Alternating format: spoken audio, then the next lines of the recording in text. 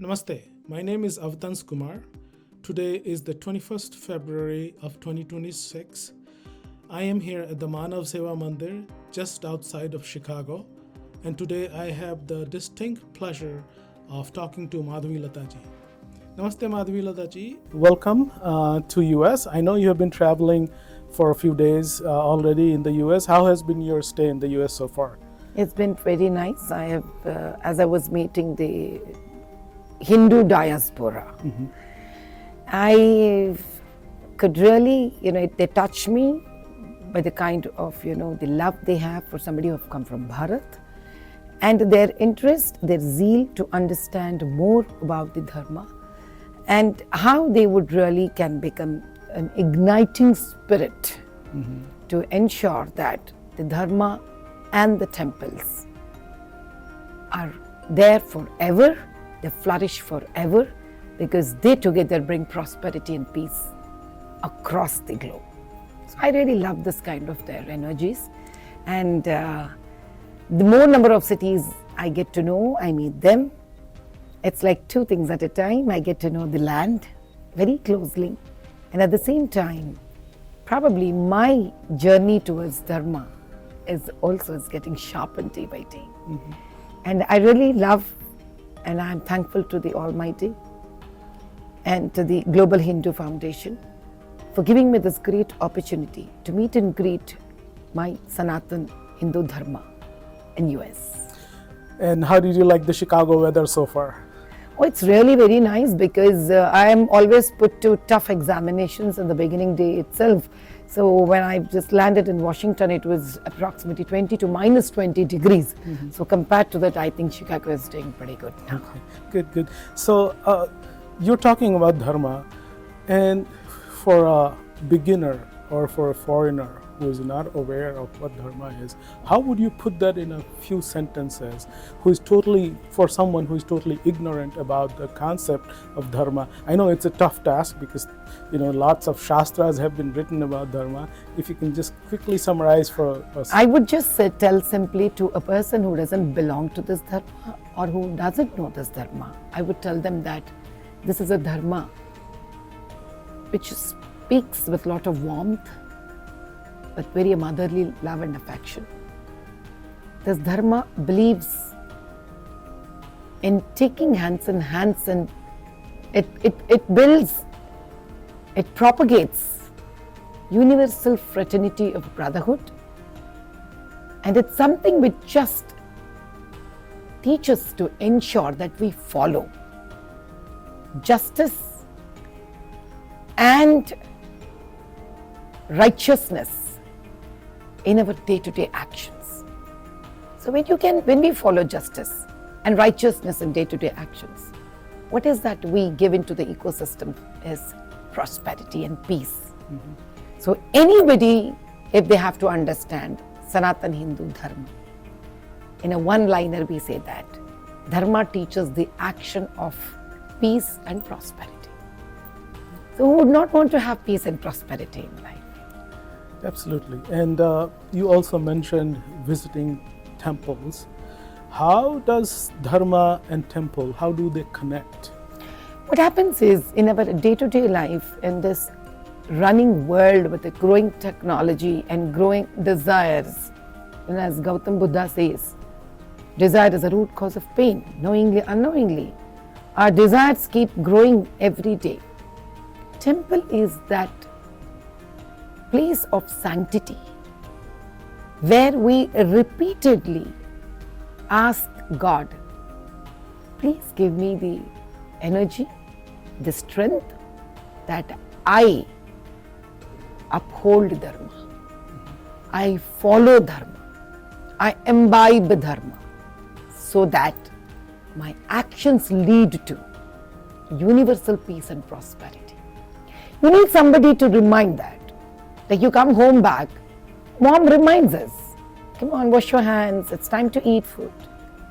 So a temple is one such place which constantly reminds us that, hey, you got busy in your life, in a life where you speak about you as an individual. Come back to the temple. I will teach you what should be your actions for the sake of universal prosperity and peace. So don't you think the temple is required for us? Absolutely. We need somebody to guide us constantly towards righteousness and justful life. So you think the temple is a good guiding source for all of us? Positive energy source, Yes. which reminds us that do not be selfish for yourself. Learn the theory and essence and practice of universal brotherhood and work not only for yourself, work also for a larger peace and prosperity. A lot of people talk about, politics and religion, separation and all that. You are a very successful politician and you are dharmic, of course.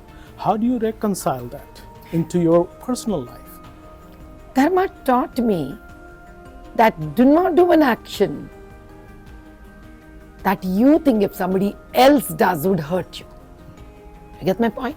Dharma taught me that. Do not do an action that if somebody else does it hurts you. You do not do that action to somebody else. And what are politics all said and done? They are the actions, the gestures, the thoughts, the performance that needs to be done by an elected representative that brings peace and prosperity, happiness among the voters. So if I would not know an individual dharma for myself, how would I even know and understand dharma that I can apply for many? So in fact, dharma teaches me to be a responsible public representative. Dharma teaches me I should be a dharmic and responsible public representative. So without dharma, I'm empty. I'm selfish. With dharma, I could try to be full and I can be secular only if I'm dharmic. Very, very well put. So you are basically saying, if I hear you correctly, we need more dharma in our public life. Yes. Of course. Yes. Okay. On that question, last question, I know you have a very busy schedule here. How would you encourage younger generation, especially women, to participate in politics and be dharmic politics? That's a very good question. Women in Sanatan Hindu Dharma is looked upon as mother. Ya Devi Sarva Bhuteshu Matrurupena Samstita Namastasyai Namastasyai Namastasyai Namo Namaha. Sarva Bhuteshu, the entire life, the world of living. A woman is supposed to be the embodiment of mother. And if such woman who is innately a mother, who has the passion and love and affection to understand the pain of a child, if such woman picks up politics, don't we think there's so much of love, peace and giving, sharing is spread around in the world? Lovely, wonderful message. Thank you very much for talking to me. And I wish you a very happy stay here in this country.